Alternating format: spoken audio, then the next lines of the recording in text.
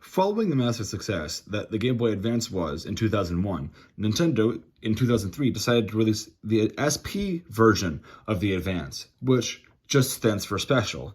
But it was a little more than special, it was a step in the right direction. First, they included a rechargeable battery, which to many Advance owners was a breath of fresh air because those Advances tear through batteries. Not only that, it now included a folding hinge design to, one, improve portability and size. It also allowed you to protect the screen from damage. This specific Game Boy is that launch model, although this is not the original shell. It does not have the backlit screen, and it has the quieter speaker. The battery, which takes about 4 hours on average to charge, will last about 10 hours without the backlight and 8 hours with, it's not a backlight, 8 hours with the front light.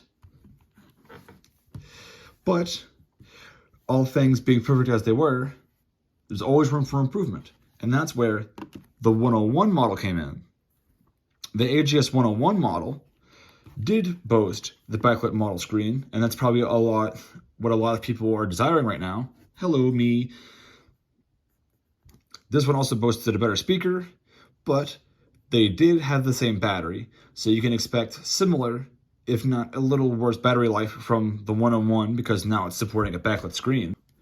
Despite their differences, they still both hold a special place in my heart. Mostly this one. So a bit of backstory on these, because I've pretty much gotten all the information I wanted to out of the way.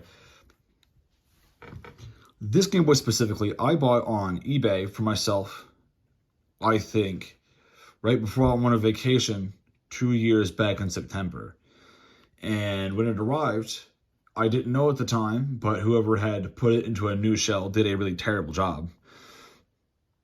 And I got kind of frustrated with it because it wasn't clicking open properly, the buttons were sticking. And I knew it was clean because I had cleaned it.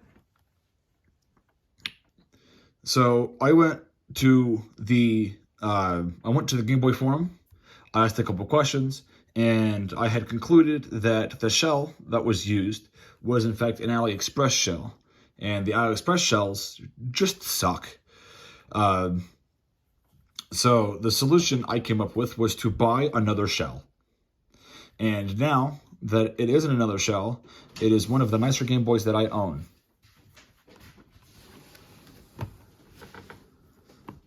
This Game Boy, my mother bought for me for Christmas this past year.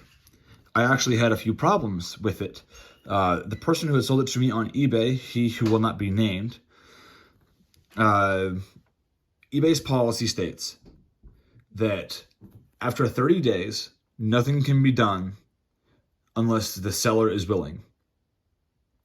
But when I had received the item on Christmas Day, I thought everything was fine until I noticed that it wasn't charging at all. So then I contacted the guy, which at this point, the Game Boy's been sitting in storage for about, I would say, a month and a half. So I was well out of eBay's policy. And the guy told me what the equivalent of was just sucks to suck. So I reported him to eBay community managers, and to my knowledge, he's still selling stuff. But this video isn't about, pitchforking and torches, so not the time for this. I knew the issue had to do with the fuse on the charge board. I sent it to a guy that I thought would fix it, charged me $80, told me he fixed it, and then it was the same problem over again. And I contacted eBay, and eBay told me that I was plumb out of luck because the seller had pretty much just blocked me I say pretty much, but that's what he did. And that because the transaction had gone through, if the seller is refusing to help, and that they apologize. So I said, screw it, I won't go back to this guy anymore, just like the other guy. So once again, I had paid more money than I should for a Game Boy that still doesn't work properly. So it sat in a basket for about 2 weeks while I saved up the money to make my next move.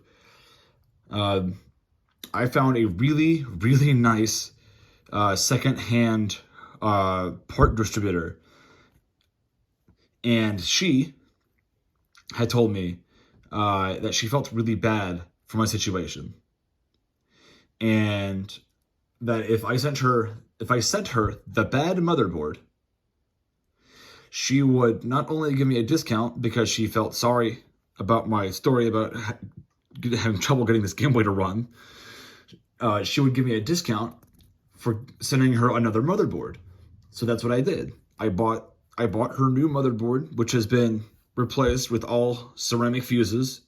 So this one won't pop again, because ceramic fuses are rated for much higher voltages than whatever the Game Boy can put out. And I sent her the old one.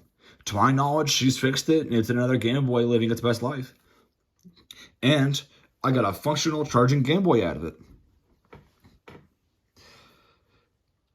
Now that I have told you more than I probably should have told you, leave a like, subscribe, and let me know down in the comments on what Game Boy model is your favorite. If you have a specific favorite of the SP variations, that does include special editions and models. Or if you just don't like SPs, let me know down in the comments, and let me know why. Also, hit the notification bell so you know when I upload.